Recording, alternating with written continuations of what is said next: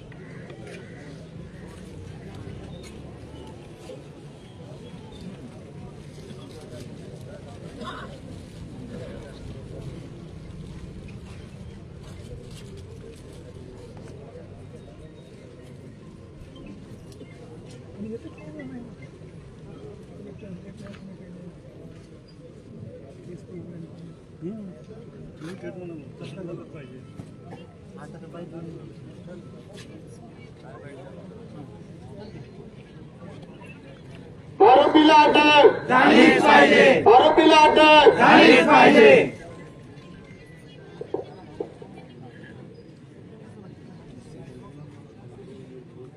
ज्ञानेश्वरी ताईला न्याय मिळालाच पाहिजे. ज्ञानेश्वरी ताईला न्याय मिळालाच पाहिजे. आरोपी अटक झालेच पाहिजे. आरोपी अटक झालेच पाहिजे. होत कसे नाहीत झालेच पाहिजे.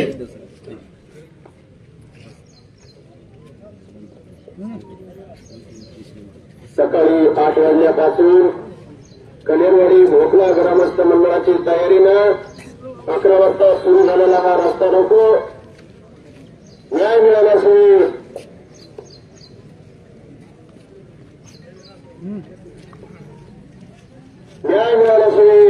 ग्रामस्थ मंडळ उठणार नाही याची प्रशासनानं दखल घ्यायची आहे.